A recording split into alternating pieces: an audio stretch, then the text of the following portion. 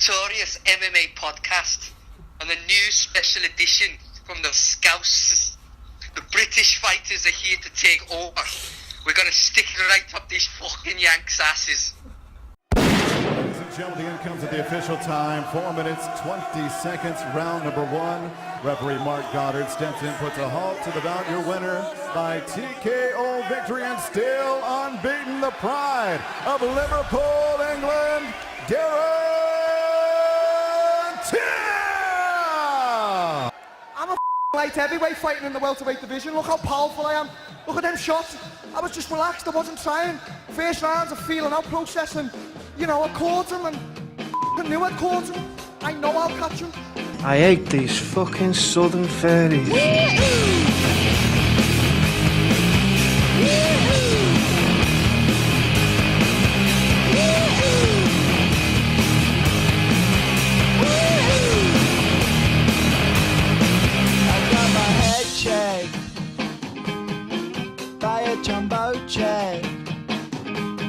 Welcome back to the Notorious MMA Podcast, recording live from London, England. UFC 217, Bisping versus George St-Pierre, back at Madison Square Garden, New York City. 3 title fights on the line. That's in the middleweight division. In the bantamweight division, we've got Cody Garbrandt versus TJ Dillashaw. We've been waiting for this one a while. And we've also got a strawweight championship fight between who else but Joanna Jedrzejczyk versus Rose Namajunas. Also on the card, Stephen Wonderboy Thompson versus Jorge Masvidal. And Johnny Hendricks is back against Borg. So guys, what do you think about New York? I can't wait, guys. This fight has just got me so excited. The whole card has got me excited. It's just stacked top to bottom. You always know it's something extra special in New York. Yeah. And they make the best cards. And we've got our boy Bisping against fucking GSP making his return after 4 fucking years. And it's at middleweight. You know, it's like, again, he's been ducking people, but he's found like a super fight. He's going to get paid. I can't wait. And what do you think, Eric? It's mad. Ridiculous card again for NYC MSG, man. It's just absolutely stacked, the card. 3 legitimate title fights. Wonderboy Thompson and Masvidal going for the #1 contender spot. There's absolute killers on this card, even in the prelims. So it's gonna be a sick card, no doubt. Yeah, man. It's crazy, man. I just remember 4 years ago today when we were all shocked that GSP didn't want to fight anymore. And now it's finally come back. Everyone's been asking, when are you going to come back? When are you going to come back? And it's finally happened now. And it's against our boy from Britain, Michael Bisping. Like, who would have thought he'd be the champ that GSP comes back to fight? So it's great to see the Brits in the headline on this huge card, like, for me. And I think we're all just going to be backing Bisping like never before. That's it. Sometimes you still have to pinch yourself and say, Michael Bisping is the champ. You know, it's something we can't forget. And this is what George St-Pierre's just been tempted to come back, and could be an easy option looking at some other champs there. McGregor, he's ducked McGregor, he's ducked Woodley. This is what we're thinking about here. And it's crazy how far times have changed in the 4 years. How Hendricks, some people say he beat GSP. Yeah. Now he's like Look at him opening up the main card. Exactly, He's on a slide recently, and it's just GSP just gets out of bed and comes back straight in the main event. Like, it's fucking awesome. But even saying that it's possible that like he might have thought this was an easy fight. The more I think about it, I'm like, well, Woodley might have been easier because I think Woodley is reluctant to throw a lot of punches, whereas Bisping loves to stand up and he's looking to knock you out. He doesn't want to wrestle for 5 rounds. It's no easy fight. I think he's bitten off more than he can chew, and I think already in the press conferences he's been a bit like taken back by Bisping, just constantly at him, nudging him, trying to get a rise out. Bisping's one of the best, shit talkers in the game. Vegas got the best out of you, unfortunately. Yeah, it doesn't matter because I'm going to get the fucking best out of you, so shut the fuck up. Now you won't. You're talking about being you are a welterweight, okay? I'm a middleweight. I can't wait to fucking square up against you. Stand up. And George St-Pierre will fall down face flat first into the octagon. He will be asleep. I will be the winner. November 5th, I will party like it's 1999. Stand up and look at the size of me and look at the size of you. Go back to fucking Canada. He's so good at it. He loves it. Like, you know, anything that comes out of his English accent, the Americans soak up, I think. And then GSP's just there like a robot. He doesn't know how to respond. Struggling to understand him at times. Yeah, but it's been good banter, like watching the press conferences of those two. So, but first we're going to get into some news. Big news from last night. Darren Till, our boy again. He might not be from London, but he's ours now. Yeah, the Brits again, man. We got the next Bisping lined up now, you know, but better, hopefully. Yeah. Darren Till, remember the name. Eric, what do you think? We ain't here to fuck about, yeah? We're here to fucking take over. I mean, what a performance, Eric. I mean, Cerrone just weren't ready for that. Yeah, I mean, there's two things I take from it. Darren Till is huge for welterweight. He's a massive lad, really powerful, very good striking. I mean, he's got an incredibly sharp 1-2. That left hand kept piercing through Cowboy's guard and smacking him straight in the kisser.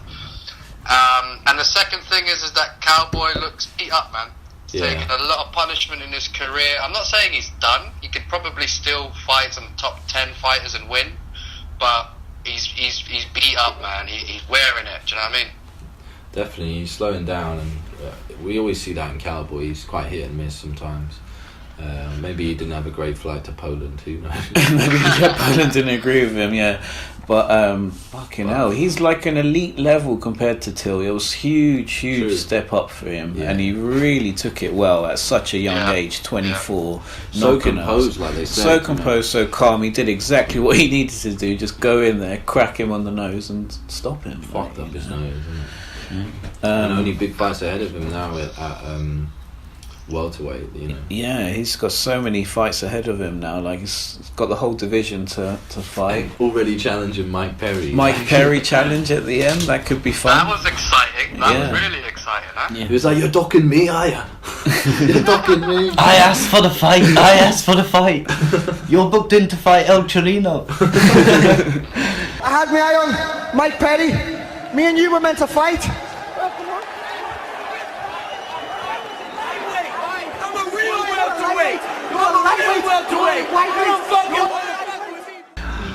That would be a fight of two absolute monsters, man. Darren Till and Mike Perry, that would be fireworks. Yeah, Mike Perry doesn't go 3 days without a line of cocaine, man. That's gonna be fucking fireworks. Yeah, that should be nuts. And obviously, in our last podcast, Tony Ferguson became the official interim lightweight champion. Big win over Kevin Lee, who brought the fight to him in that first round. That was an epic attempt. A Kevin Lee on antibiotics, not at 100%, and performed at 100% in my eyes. Killed himself to make the weight, but Tony proved to him he did what he said. You know, I'm going to take you in the deep water, and he gets that triangle. It was so nice. What do you think, Eric?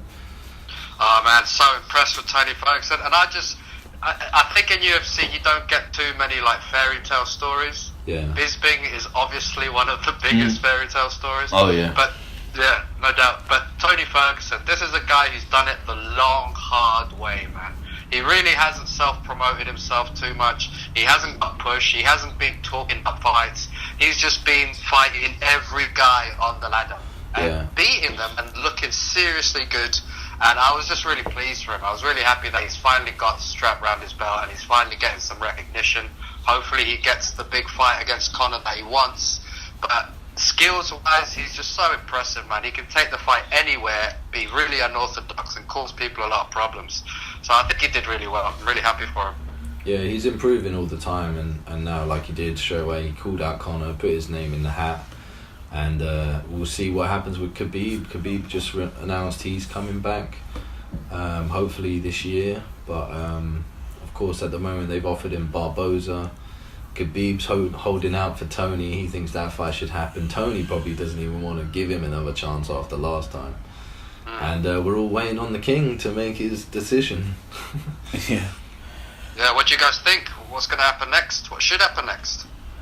I don't know, because there's so many good fights that, you know, I don't really mind what a lot of these fights happen are, to be honest. You got Diaz there as well. Yeah, Diaz thrown in there against, you know, McGregor, that wouldn't be a bad thing. That would probably be the most exciting fight out of all of them, to be honest. That trilogy. Yeah, we may as well end that now, or we can let Tony Ferguson come in. For me, like, just to keep things in stacked order, more like set up and worthy, I would put Ferguson against McGregor. I would do that first. Khabib Nate Diaz. Oh. Yeah, that could be pretty. In Russia. Yeah, that's a big fight. I don't know. What about you, Eric? Who would you put?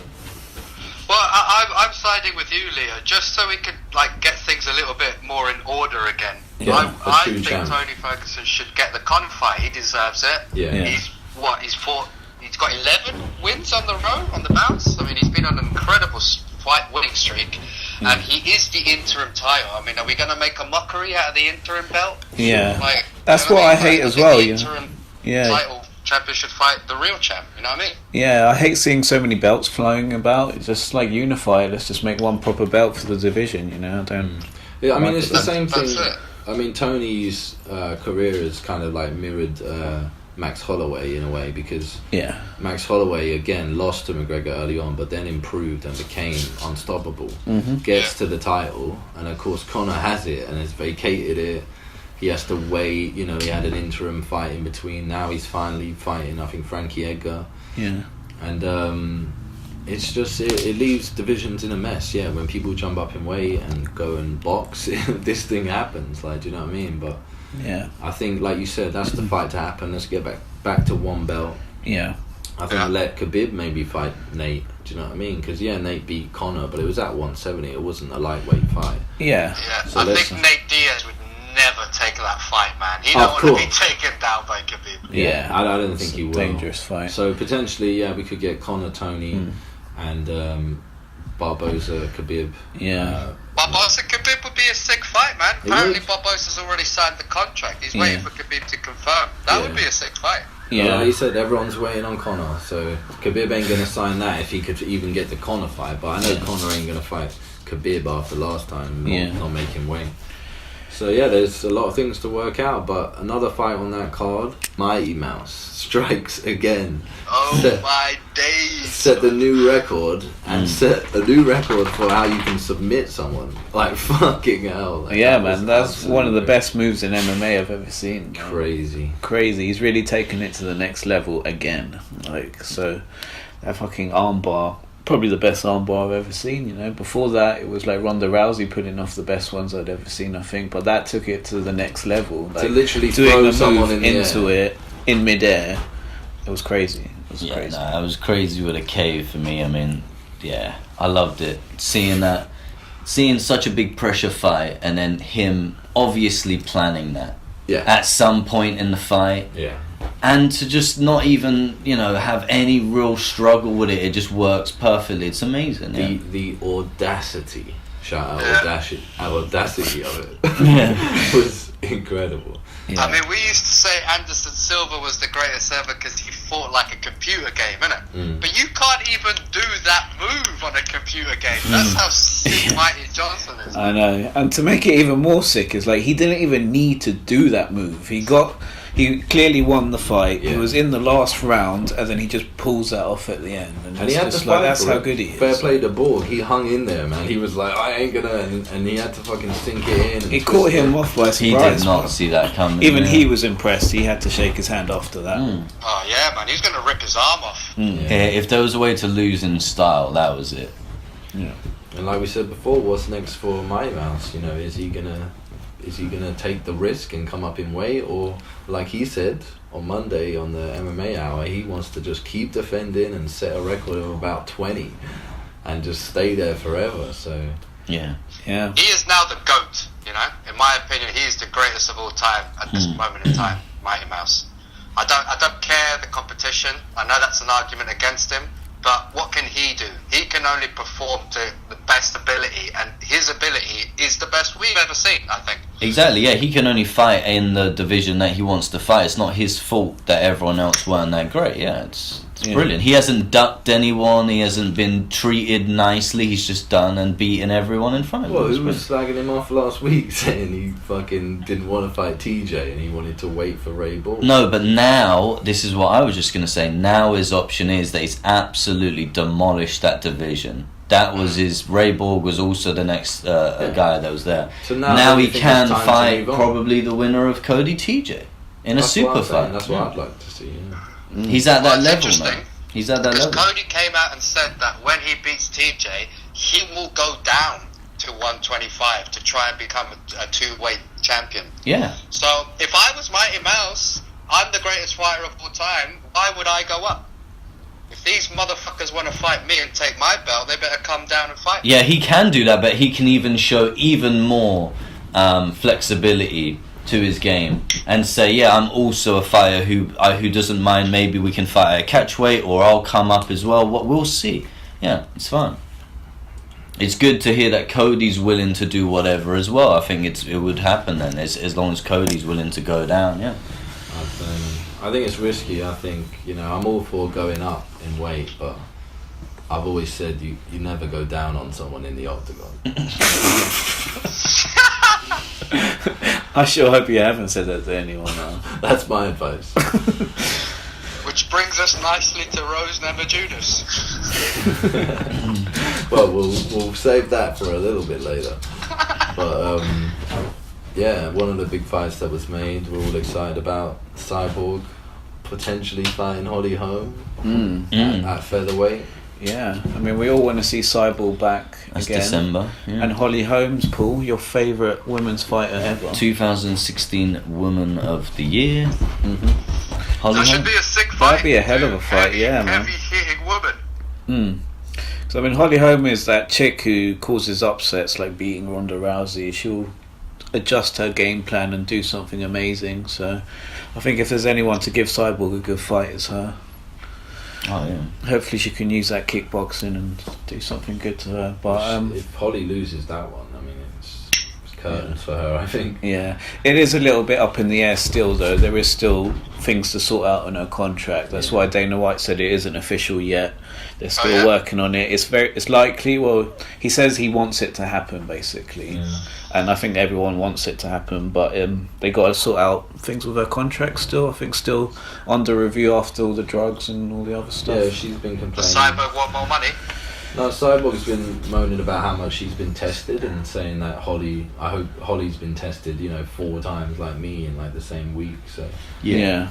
I'm not sure what the problem is, but yeah, it's related to doping. That's all we know, really. As long as maybe Cyborg has to prove herself again or something like that. Yeah, there's always something with that bitch. Smack my bitch up.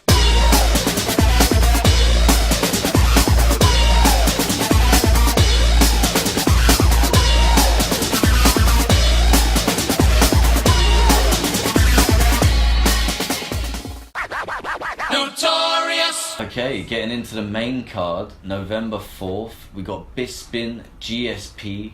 This is the big fight for us, of course. Yeah, couldn't get any bigger. GSP making his comeback, like 4 years off. Retired at the top, comes back, moves up in weight, and he was waiting for him, Michael Bisping, the guy he thought would be fucking retired by now. Like, he's still got one good eye, and he's still here.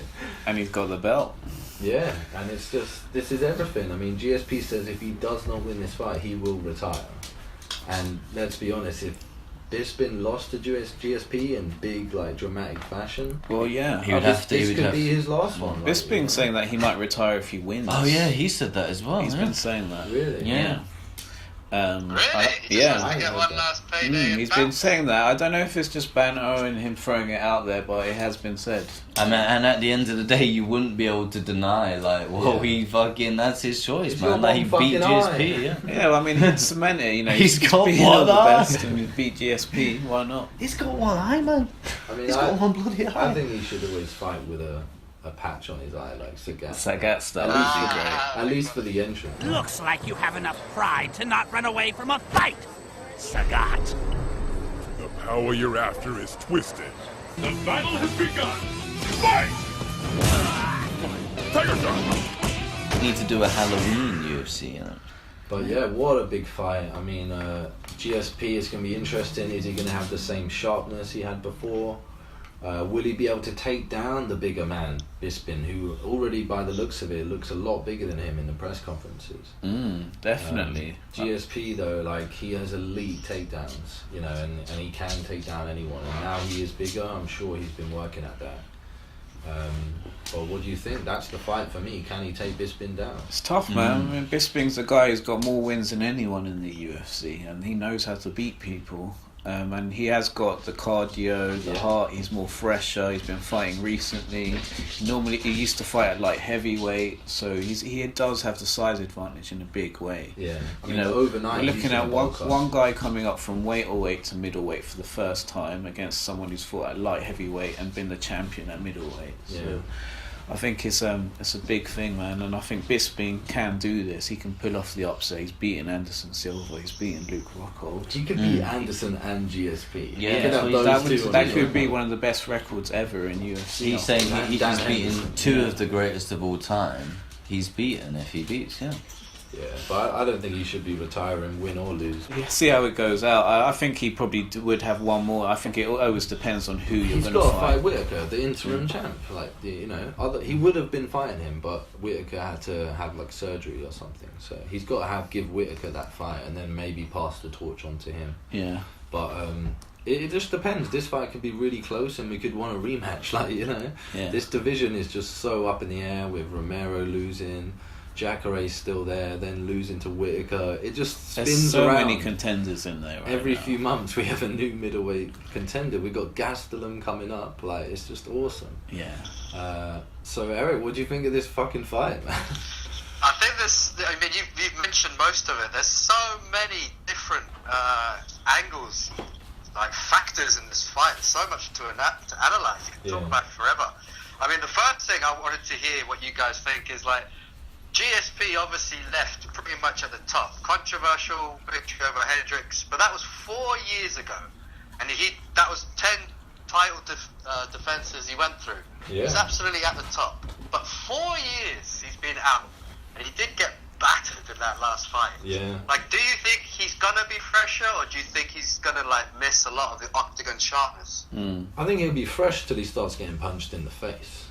Yeah. You know, if it's going well for him and he takes down Bisping early and gets a good bit of confidence and a good lead on him, he could be like, yeah, this is great. But if Bisping's moving away and hitting him and making it a hard fight, which we know he will, like, Bisping ain't going to fly across the cage. You know, he's going to take his time and want to... So is he going to be really rusty then, GSP, for a few rounds? Definitely. He could be, especially in that first round, and especially taking a hard shot. They fucking shot me! I'll shoot him back!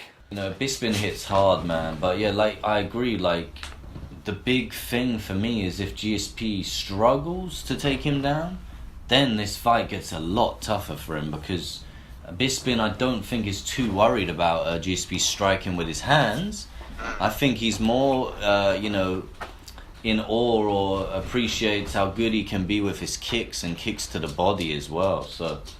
And then that's another element, the size difference. I mean, how much do you think that's going to play on that? Do you think, as suddenly GSP does manage to take him down, or is Bisping going to be too big for him? I think so, yeah. I think he could have bitten off more than he can chew with this one. Like, I think GSP has great ground defense. He stood up against Chael Sonnen and took him. He's got good takedown defense, Yeah, so I think it all depends what happens on the feet. The big factor, though, is we know Bisping can get hit on the chin sometimes and look a bit rocky. So GSP could definitely land, and if GSP's got that stiff jab he used to have, that like really improved over time, I feel he will be a problem for Bisping on the feet. But that's that's what you get with GSP, is that stiff jab. You get the odd hook, but you don't get much. Let's be honest. You get the kicks, the Superman punch every now and again. Yeah, he's got the kicks. And maybe he's been learning something we don't even know about. He's an athlete. He's a world-class athlete. I mean, Leo, what do you reckon where his stand-ups at, man? Do you think he can compete? I think he can, man. He's done a lot of kickboxing and karate background. He's got the kicks, and that's what started him off in the first place. But then he became a great wrestler after that. And he's probably got the speed on Bisping. He's very athletic. He's into his gymnastics. He's fast. But I think Bisping's got the range, and he needs to use that to his advantage and use those front kicks and high kicks. Stick and move. And Bisping, stick and move. I think it comes more down to the wrestling defense on this one. And I think Bisping has got great defense. And I don't know, GSP though, he's probably got one of the best takedowns we've ever seen in Double leg takedown, the best. He might look for a submission then. Yeah. He might look for a submission. Maybe. Yeah. But I think he's all-rounded. GSP can do it all, man. Let's not forget. Of course, but I think he can do it all, but on the feet with the punches, striking, I don't think that's his A game at all. I think it's either kicks, wrestling, ground and pound, and possibly a submission. Yeah. I don't see him wanting to stand and trade with Bisping for too long at all. No, I think it's definitely the smart thing to do is take it down to the ground. That's GSP, and he always plays it safe and fights safe. I think He's a smart guy. I think it's pretty easy to see the way that this goes 8-9 times out of 10. You know? Yeah, I think one thing that really stands out about this though is that in 4 years the caliber of fighters has improved so much in UFC, you know, and Bisping's managed to keep up with that and win the belt.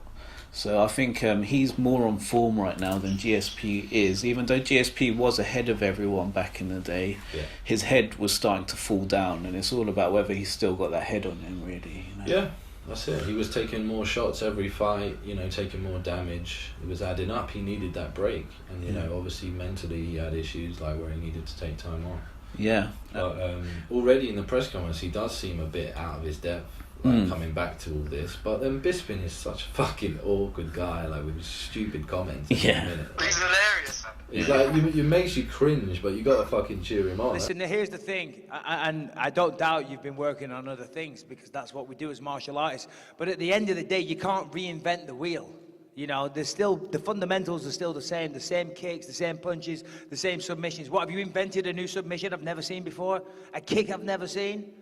What exactly are you going to do? You're going to jab, double leg, bore everybody to sleep. I, on the other side, is going to try and knock you out. I'm going to do whatever I want to do, whenever I want it to do. Okay. Water is wet, fire burn. What is it? How does it go, George? Water is wet, fire burn. Water is wet, fire burn, and finish it. This is your line, George. Fuck GSP. Yeah, I think he's preparing him for them. I think he's preparing him for those moments up against the cage where Bisping possibly stuffs a takedown, and he'll be saying to him, "Come on, George, is that all you got, George? Is that all you got?"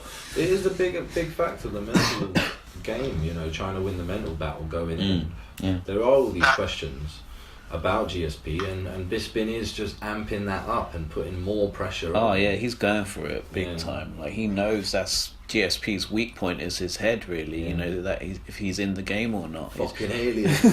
Yeah. That's it. That's another key aspect of the fight. The heart, the mental side. Bisping was saying that GSP is going to lose in that department. Bisping's got much better heart than him. So if it does go like deeper in the rounds, and there's a bit of frustration sitting in, like who do you think's got the upper hand, Bisping or GSP? I mean, GSP always, you know, fought with his heart, you know, all the way. You know, he had a few tough 5-rounders with people, but he made sure he got the decision. But like you said, the factor is, can he still do that? You know, that's the question. We know Bisping can do that, can come back when he's rocked. So, I mean, I think Bisping has got the upper hand in that department. Yeah, I think so as well. We all know Bisping's got the cardio to go 5 rounds easy. But so does GSP. So I think they're both good to go 5 rounds, really. But if I was to put a question mark, it would be more on GSP because we haven't seen him in so long. At this weight. Yeah. And especially when Bisping is known for that extra stamina and puts it on him. Yeah, and puts it on people and he makes them get tired. Yeah. You know, so go on, Eric. But you do have to think, like, in 3 years of training MMA, an athlete like GSP, he was the best at his time. Like, how much could he have improved? Yeah. This guy hasn't been taking any hard knocks, he hasn't been getting rocked, he hasn't been putting all this fucked up, like, sparring or fighting on his body. He's just been, like, in improving technique, improving condition. Imagine what a monster he could be. Yeah. If his profile picture on the website is anything to go by, he looks like an action figure, like just ready He's to go. shredded, isn't it? And he's bigger. He definitely looks bigger than he was before. I was going to say, to add on to what Eric is asking us as well, is that basically he's also been training with Freddie Roach for the last 4 years. On his stand-up. George St-Pierre that we've ever seen, but he's still the smallest guy that I'm ever going to fight. I was 15-0 at light heavyweight. I'm the world champion at middleweight. He's a blown-up welterweight, you know? I mean, he's bringing in all these training. He's got Freddie Roach down here. Freddie Roach is a great boxing coach, but he don't know fuck all about MMA. He couldn't even spell UFC, let alone MMA. So I was asking that question before, that we used to see not a lot of boxing fluidity coming from him left and right, uppercuts coming, but now more than ever we actually could see that. And he's going to need that in this fight. He's going to need to throw hands with Bisping at times. Like Eric said, man, I think his boxing, it's impossible for it not to have improved. I'd put my money on that, so I'm looking forward to that. And I just think the time off for him, and to not, like, he had a lot of fights in a short period of time and stuff. I think for him to prepare so long for one fight, I think he's known about this fight for a long time now. We've been talking about it for a year. So he had a lot of time to build up and get used to being at middleweight. So it's not really like a shock of a McGregor doing something recently where he did just jump to welterweight within a month or whatever and just got on with it or whatever, you know. But great fight, and can't wait for this one. Can't wait, epic fight. I mean, I really hope his drinking is under control in this one. Settle down, Mike. He talks about drinking beer all the time. Mike's always drunk. Like, they did this whole thing where he's talking about being in Vegas, and he was talking to GSP, and GSP is like, "You're drunk." He goes, "Of course I'm drunk. I'm in Vegas."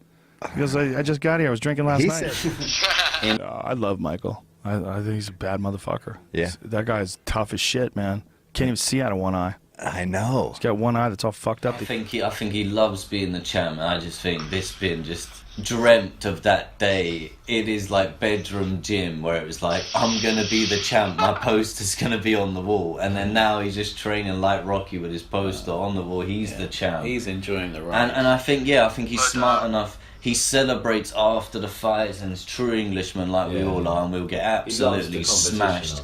We'll get absolutely smashed. We'll have a great time. We'll be unhealthy for weeks at a time. But when the crunch comes down, we can all leave the double sausage and eggs to the side, and we can get into a training camp.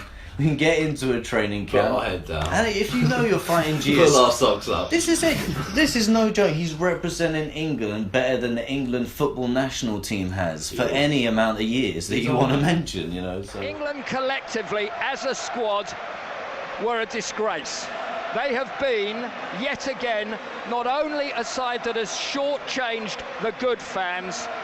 We were a shambles coming into this tournament. We were a shambles during it. We hadn't got a clue who should be playing where. We hadn't a clue what formation. You hadn't a clue who you should be picking. You hadn't a clue who was to be left out. It was absolutely, start to finish, an absolute load of rubbish. And you mentioned it before, by association, he would go down as one of the greatest of all time. He beat Anderson Silva, he beats GSP. He would have to be considered as one, wouldn't he? And not just in MMA. I want to let this be known. This is just in English sport as well. Yeah. He is, you know... It's like winning the World Cup. Yeah. It's probably harder. Moving on to the co-main event, we've got a hot fight here. Two fucking hotheads going at it. One snake and one jabroni. Cody Garbrandt. TJ Dillashaw. We've been talking about this for a while. Two short asses. Cody beat Dominic Cruz in amazing fashion. He did the impossible and beat Dominic. Taunted him to get up about 15 times like it was a fucking movie. Fucking wiped the floor with him, pissed on his head, and then calls out TJ and says, "Come on, let's make this fight happen. You've been chatting shit." But he deserves it. He deserves it. TJ deserves it. He's been there again, earned his way back to a title shot. I mean, this is going to be epic. You know, in my situation with TJ, he was an old teammate, old training partner. First going out to Team Alpha, never liked the guy. And, that was because I thought it was his competitive nature. But as time went on, I got to know TJ as a person. It wasn't the case. It was just that he's a dickhead. I trained a lot with him. I helped him out a lot. He helped me out a lot. you know, and I thought we were cool. I think it all leads down to just insecurity. Cody's not very smart. He doesn't have anything that he can say that's witty, and he feels like he needs to create drama to be important. You better quit getting out of line. You better quit getting out of line. I'm not getting out of line, bitch. I'll make you get sure you stay in line. That was idiot. Because he's a snake, and that's what he is, and that's why it's like when your dog keeps pissing on, you know, the ground, you gotta correct him. I'm not talking to you, bitch. Call me a bitch one more time. This has nothing to do with We've got 3 title fights. This is only the second one. What do you think? Amazing fight, man. I mean, watching all the hype, Ultimate Fighter, press conferences, so much history behind this one. Like, been waiting for it to happen, and this is the time for it to happen on a really big stage now. So, I think for me, Garbrandt has been so impressive. When he beat Dominic Cruz, that's the thing that stands out in my head more than anything in this division. You know? Made him look average. Yeah, and TJ Dillashaw, before Dominic Cruz, you know, he looked unstoppable. It was just Dominic who kind of stopped him there. And now fighting Cody, he's an interesting challenge for him. But right now, I think Cody's in his prime of his life, so I expect him to come out on top of this one. What about you, Paul? What do you think? Yeah, TJ's a fan of the podcast, so shout out to TJ. What's up, TJ?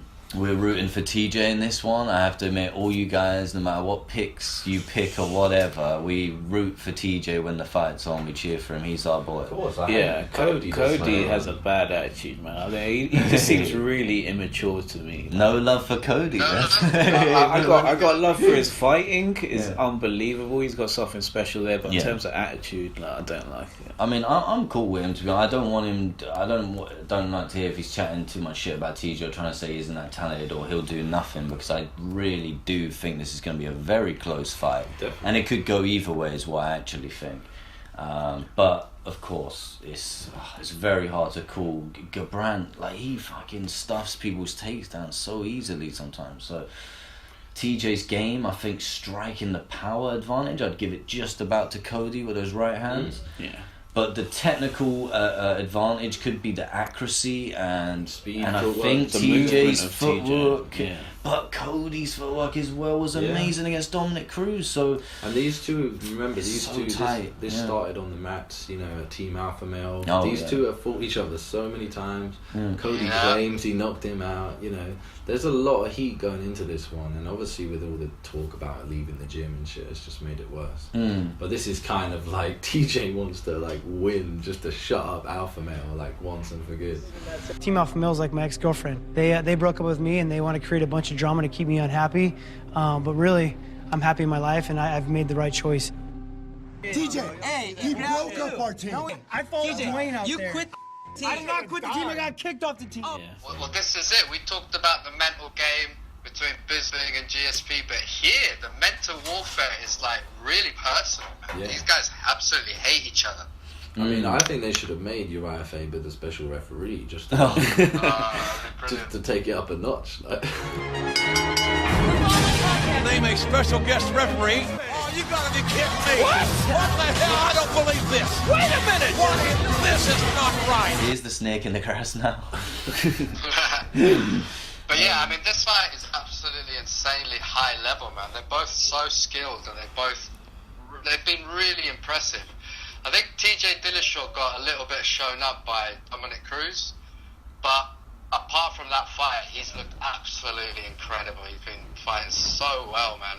And Cody Garbrandt, that performance against Dominic Cruz was one of the highlights at these lower weight divisions. That was one of the best performances I've seen at that division. And also quite dominant as well. Not just a great fight or a great performance. Yeah, unexpected. Yeah. You dominated the dominator. One of the biggest upsets of all time. Yeah, man. Great fight. Can't wait. 5 rounds. We're going to really see who the best bantamweight is in the world in this one. Yeah, we are. Can't wait. It's going to be amazing. So the next fight. Now this is a fight. Joanna Jedrzejczyk versus Rose Namajunas. What a fight we have here. JJ has killed everyone at strawweight. How many wins now? 14? She's 14-0, but I'm not sure how many in the UFC. But it's just... Rose has come up now, and it's like really has shown, you know, that she could be the one. She beat Karate Hottie like convincingly. And she ain't gonna take any of JJ's fucking mind games and like stare downs. Like, she's just looking back like, I'm gonna fuck you up. Yeah. She has got a stern face, that's for sure. Yeah, I love it. I mean, Rose is one of those fighters who's evolved with every fight so much. Like, she gets so much better every time. Jiu-jitsu is insane. And so, yeah, I would really expect her to step it up again for this fight more than ever. But she's really got to work on her stand-up with JJ, because she's got probably one of the best stand-ups in UFC. Yeah. Like, you know. And be prepared to go 5 rounds like JJ can do and will do most of the time. Yeah, yeah, I would definitely, you know, I'd expect it to be a long, grueling fight with both of these going to war with each other. Yeah, I mean, I think Rose reminds me of Sarah Connor from Terminator sometimes. Mom, are you okay? Mom! Come with me if you want to live. Is just gonna bring it. She's not gonna wilt. She's gonna be hard to put away. She won't give up. She'll keep coming back like a Terminator. So, you know, JJ is the same, and this is just gonna be amazing. Yeah, this fight is just as good as the other 2 fights. Any of these could have made it. For sure, man. In quality wise, female, male does not matter. Yeah. This is top of the range here. Yeah, supremely high level fighting, this one. This is. I mean, JJ is one of my favourite fighters on the whole UFC roster, man. She's got 8 straight UFC wins, 5 title defences. She's just shows loads of heart, loads of technique. She's absolutely incredible. I love this woman. But Thug Rose is a fucking problem, man. There's no quitting her. She won't quit, Rose. And she's incredibly unorthodox. Her fighting style and her techniques are really unorthodox. So she could really like put her in an uncomfortable position. Yeah, she likes submissions as well, which could come into this on the ground. And JJ, she's got very good submissions. Yeah, JJ is gonna have to respect her in that and keep that fight standing. Yeah. So similar matchup, Bisping and GSP. Rose will probably want to take this to the ground, like GSP. Definitely. So this is what we're seeing once again, and it makes for a good fight. Yeah. It makes for a She's great got to fight. make it scrappy, innit? There's got to be clinch work and pushing her up against the fence, that kind of shit, innit? Yeah. And her first title fight is a big fight for her. You know, she's really worked hard at this, so she knows she has to take her moment. You know, and what a moment it would be to beat the undefeated champ. Like, This is a big chance here, and it is a big step up for her, I feel, as well, because JJ is just the lead. so far ahead. Yeah, so far ahead of most of the division there. But Rose has had some wars. Hasn't been easy, but she's been really impressive along the way. But as I said, you know, she had to evolve and really step up each time. She still doesn't look completely comfortable out there by a long shot. Whereas JJ, I think, looks very confident in every fight, and you know she's going to bring it and control the fight. So I'd expect JJ to be, you know, the enforcer in this fight. But I'd expect Rose to throw some surprises there, catch her back occasionally, and do something dangerous, like put her in some submissions. So yeah. Yeah, I mean, Great only Claudia Gadelha came close to really giving her a fight. And Carolina. Oh, the Carolina fight. Yeah, Carolina rocked her bad at one point. But She won a round. It was more of a. That was her moment, more than the whole fight. Yeah, I agree with that. Claudia got her down and beat her up a bit. Yeah, she's had some wars, but I always thought JJ, we always knew she was going to kind of win on top of it. Yeah, she's a cut above the rest, really, isn't it? Yeah. There's people that I know that are super uncomfortable with like watching a Joanna Jedrzejczyk fight because she beats the fuck out of chicks and bashes their face in and cuts them up. And Jedrzejczyk is just a fucking demon. Multiple-time world Muay Thai champion. She was, before she ever got into MMA, she was one of the best strikers on the planet. But Rose has got that thing, you know, she could take her out, like, you know, and even with her punches, like, she's pretty good on the feet. She is, man. It wouldn't be the biggest shock if Rose won, really. It wouldn't be the biggest shock at all. No, it wouldn't. No, not at all. You know, again, these 3 title fights, honestly, for me, can go either way. This could be a fight card of the year. All right, calm down. That's enough title fights. We got one hell of a fight coming next. Stephen Wonderboy Thompson versus Jorge Masvidal. Fucking hell. Game bred Masvidal. If you wanted, one of the best nicknames, isn't it? If you want to fight on the feet, this is gonna be it, man. This is gonna be Masvidal walking straight towards the impossible puzzle that is Stephen Thompson. There's gonna be fireworks in this fight, man. Our good old Wonder Boy, man. One of the flashiest fighters in UFC history, I'd say. And also was forced into one of the most boring fights of all time with Stephen with Tyron Woodley. It's a shame about that. Let's try and block that one out. But that's it. The first fight this was is great, what he's coming. This is what he's coming back, and he knows how good he is, and we all know how good he is. It doesn't matter that we live in London. This is what we're showing here. We know who the top guys are. But so Masvidal does America. is no joke. Masvidal's like the Tony Ferguson of the division. This is it. This is rank number 2 Stephen Thompson versus rank 4 Jorge Masvidal. You know, we talk about Tony Ferguson working his way up the ladder, sort of keeping his mouth shut and just letting his fights do the talking. This is game bred. What do you think, Eric? Yeah, man, it's going to be really, really interesting. Jorge Masvidal only really knows one way, innit? He just puts the pressure and walks forward. Yeah. It's interesting because Woodley kind of set the blueprint, though. I mean, that's how you beat Wonderboy Thompson, is really being incredibly on the back foot, moving, picking your shots and moving away from him. But if Masvidal gets right in Wonderboy's face, he would sort of negate his kicking game. Yeah. Certainly cause him a lot of problems, could potentially win the fight. And the winner of this fight, boys, who do you think we're going to see? This is a number 1 contender fight, I'd say. I'd say whoever wins this fight goes for Woodley again. Or Damian Maia. No. Where's Damian Maia gone? He hasn't retired. He's fighting Colby Covington in Brazil next week. Really? Yeah. Is that a bit of a drop down for him? Well, it is. Dana White wants to get him out of the top. It's a punishment. Possible. Mate, I guess so, but I guess it's, you know what it is? It's giving someone the chance to go, you'd either have to just wait, or while you wait, a bit like a Vadum situation. If you want to just fuck someone up, then you can, and then that will make you look even better. Go for it. I think if Damian Maia wants another title shot, he's got to beat another 5 Bears, man. Dana White don't want to give him another one. It's a bit like in the old days in Pride where you get like a yellow card for inactivity. Yeah. It's like, go back to Brazil and fight Colby Covington. So that yellow card, was that minus a point then or something as well? It actually in Pride... minus a few, man. No, minus their purse. It was like 10% of their fight purse. Right. Oh my god, So what an amazing idea. It encouraged you to be active. You couldn't just sit on top, like... Yeah. But you could also knee people in the head, so, you know, that was an option. But, yeah, I mean, it's a great fight, number 1 contender spot.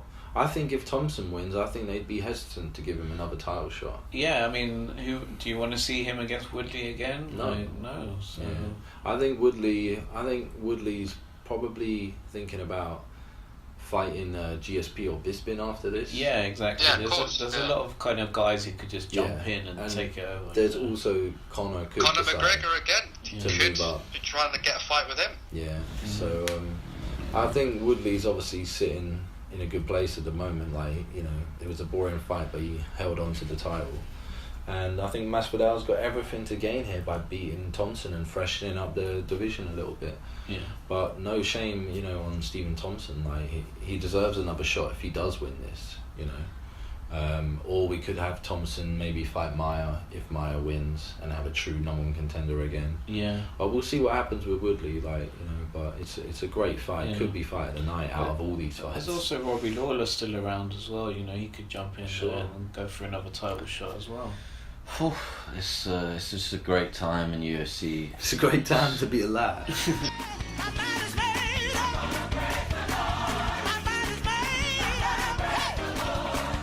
In literally all the divisions, we've got this case of too much choice at times, and people having to maybe take an extra fight and just have some fun, and why not? That's a great place to be in, you know, too much choice. So I think Woodley definitely wants a big money fight. I think that's his priority.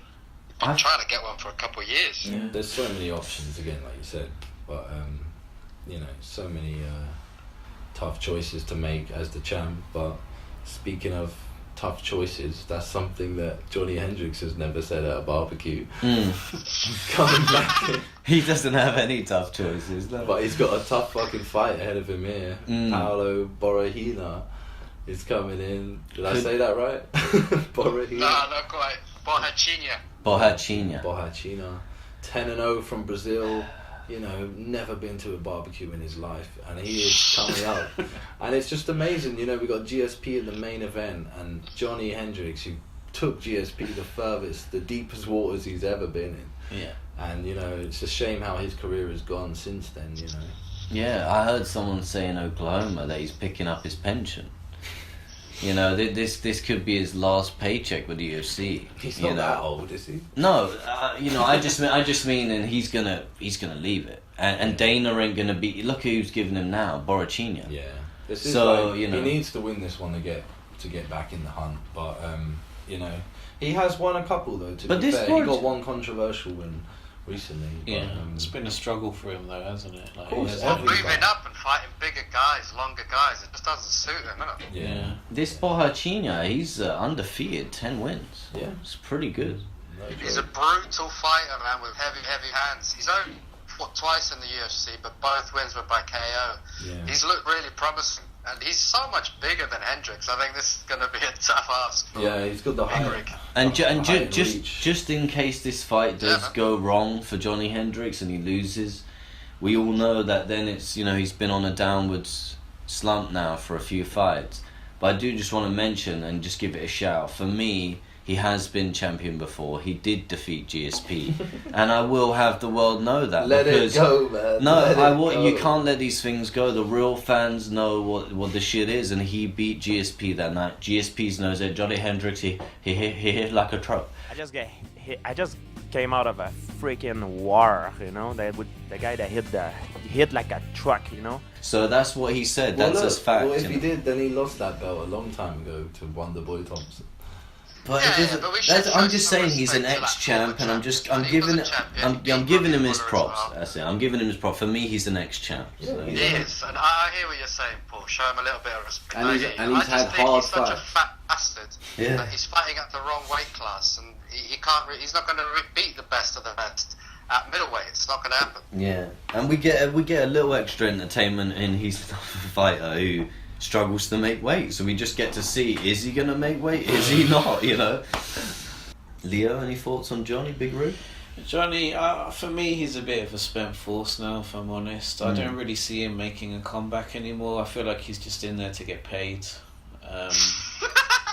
I'll be honest, I mean, he's a good symbol in this of what GSP left behind and how that, you know, the caliber of fighters has gone up, and that he's starting this main card. You know, he's kind of slipped in there at the beginning. I'm not saying that it's a bad fight, but I think Johnny's slipped down, you know, and the levels have changed. Of course, he stopped using his wrestling, which is what brought him to the dance. Like, yeah, you know. he started to rely just on his punch power because it was much. effective for a while. But he needs to evolve as a fighter, and he didn't. He really fell behind in that. Totally agree with that. Yeah. Notorious. We got James Vick versus Joe Duffy, of course, Joe Irish Duffy. Yeah, Mickey Gall's back again. Yeah. Versus Brown. And OSP right at the bottom. On the Fight Pass early prelims, they've given us a little doozy to help us stay But they up. haven't even put him in last. They've put him in the middle of the 3 fights. Yeah, man. That's what you want. Yeah, and gets Corey Anderson. It's decent competition as well. Olenek, we know, is a great fight as well. Oh, so that's it, the Russian boa constrictor. exactly. I mean, what happened here is they've actually gone, this is a fucking stacked card, and there's going to be fucking great fights everywhere. Yeah. And I'm not surprised to see James Vick and Joe Duffy headlining the prelims either. I love Joe Duffy. He's extremely underrated, and he's one fight away again from now getting a great opponent, and so is Mickey Gall if he wins against Randy Brown. Shout out. Yeah, they're both massively on the rise, on the up, definitely. Shout out to the rude boy Randy Brown. Rude boy. And let's not sleep on Jon Kutelaba, the Moldovan Hulk. This guy's an absolute beast assassin. Yeah, he's a giant, man. He's a big guy. I hope they're testing his piss twice. Yeah. And big fight for Duffy, like losing to Poirier, he's on the comeback. James Vick just going from strength to strength on the undercard, And calling people out. Look at Duffy's record. He has defeated McGregor once. He's only lost twice ever. 16 victories, and he's got McGregor in there. It was the big Poirier fight, though. That was his moment, and Big Poirier fight. McGregor on his record. He's one fight. James Vick, great opponent. One fight away. He'll get someone really good after this. Yeah. Yeah, that's a sick fight. I mean, Duffy's got 13 first-round finishes. Vick is 11 and 1. I mean, these two are going to go at it. It's going to be a sick fight. Yeah. Yeah, man. Stacked card, top to bottom. This is like Christmas come early, boys. Yeah. So it was like Christmas when there's UFC in New York. That shit's about to go down, boys.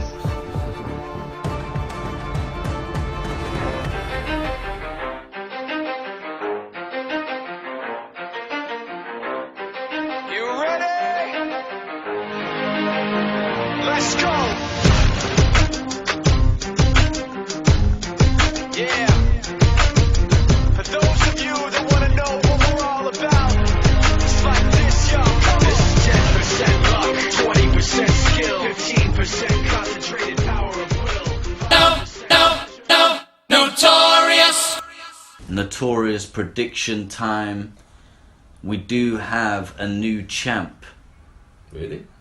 Eric is the new champ by 1 point, and Alan drops his belt and moves into second place. Leo in third place. Paul still in fourth. Thank you very much. I predicted it last event. I said that after the last event I would become the undisputed champ, and as I predicted, these things that happened. So thank you very much, boys.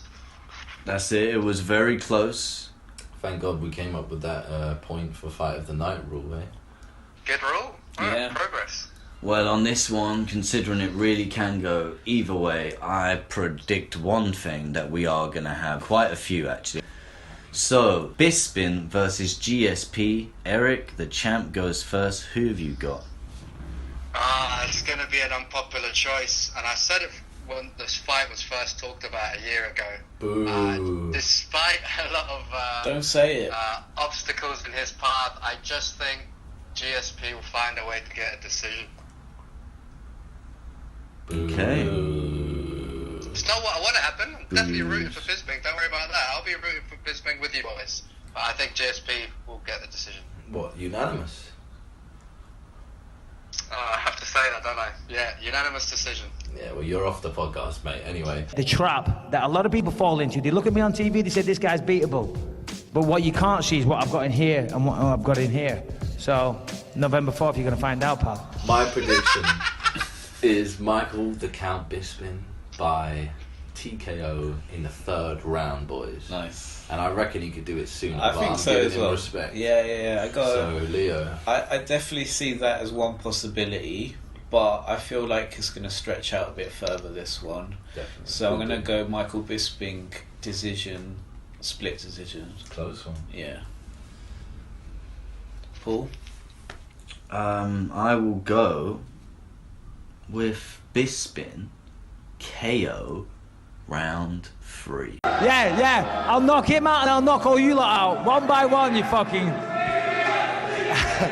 Yes, GSP! In the co-main event, Bantamweight Championship on the line, the champ Cody Garbrandt versus TJ Dillashaw. Eric, who have you got? So I think they're both incredibly highly skilled, as we said, but I think Garbrandt's got the power in his hands, and the way he destroyed Dominic Cruz. Dillashaw fights a kind of speedy movement. I think Garbrandt's going to KO him in the 4th. Oh, 4th, I mean, it's a close fight he's predicting there, and I think we all agree on that, but how long do you think this is going to go, Alan, 2nd place?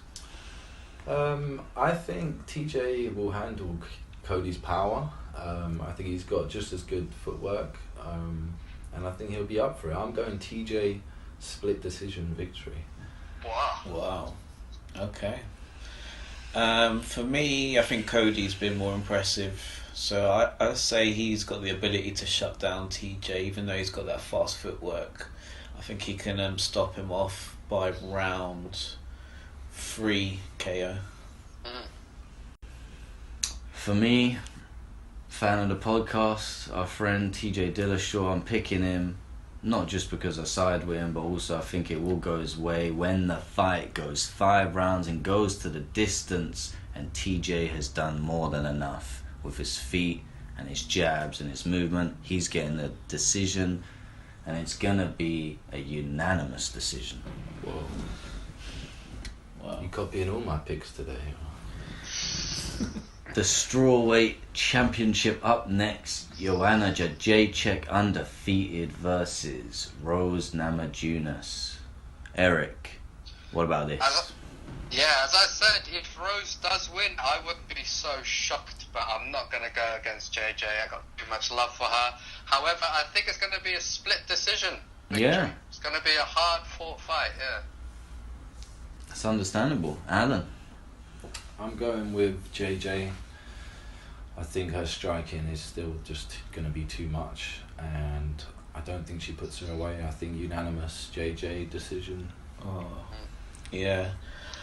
I gotta agree with you guys. I can't see it going any other way but a JJ decision. I'm gonna say unanimous JJ. Well, I can't wait to see you guys' faces. Not just now, but I am going with Rose, and it ain't just because she shaves her head and she looks mean and could be in the next Terminator movie. It's because she is going to take down JJ, and she's going to get her back, and all you JJ guys are going to be worried, and she's going to find that submission. So I'm going submission, 3rd round. Wow. Making a comeback. Crazy. Next fight. But hey, I'm in 4th place. What do I know? Eric, what do you think is going to happen between Stephen Thompson versus Jorge Masvidal?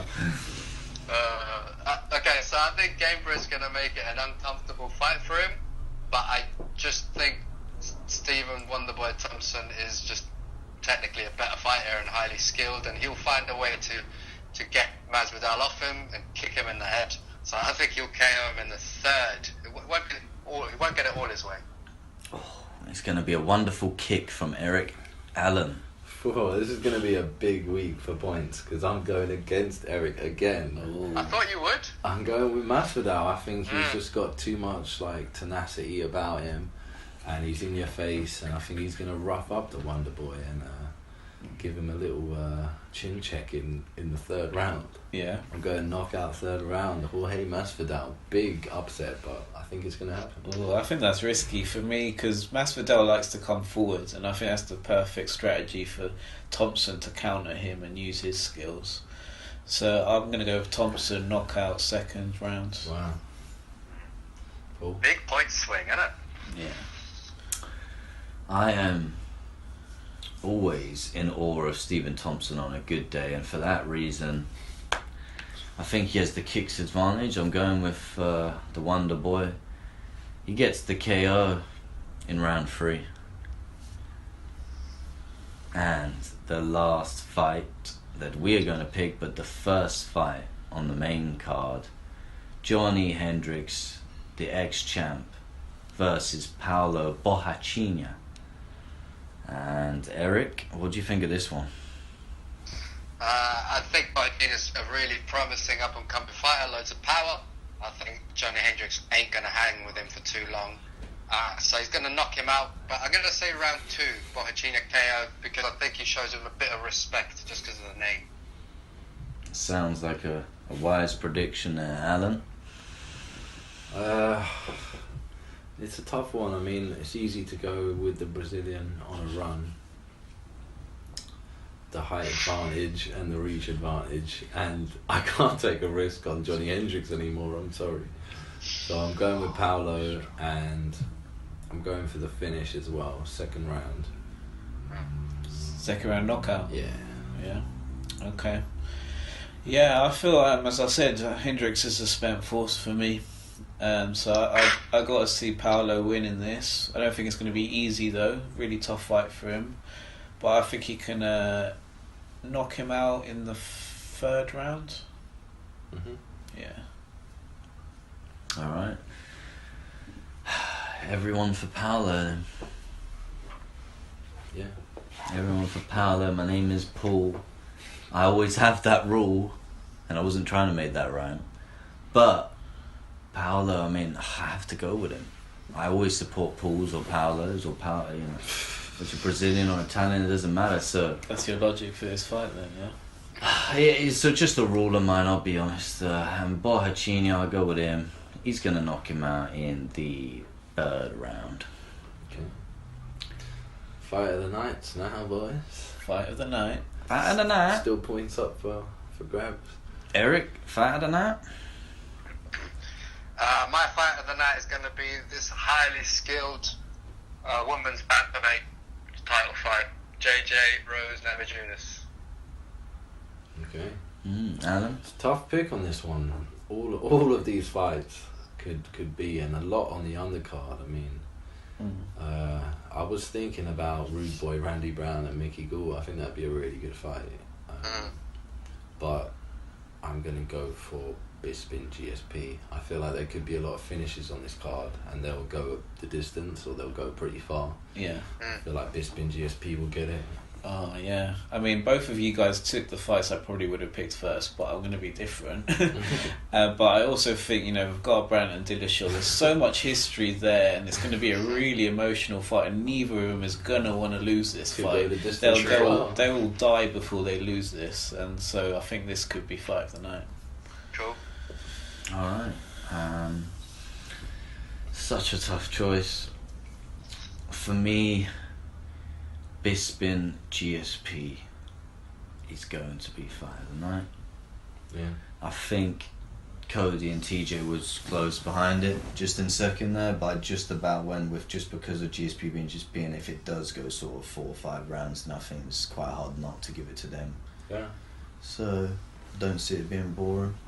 Yeah, absolutely. And that wraps up another Notorious podcast, another Notorious event. And we will see you next time. Yeah, looking forward to it. Going to be a sick night. MSU, baby. Oh yeah, man, going to be fireworks in this card, no doubt. And man, so many differences in our predictions that the point swing could be rather huge. Yeah, man. Title's coming home. It's going to be interesting. Gonna be some new rules when I'm in that belt bag. So we could see a new champ next week, or we could see and still Eric. For more podcasts, subscribe to us on YouTube or on iTunes using the podcast app Notorious MMA Podcast, and like us on Facebook, Instagram and Twitter.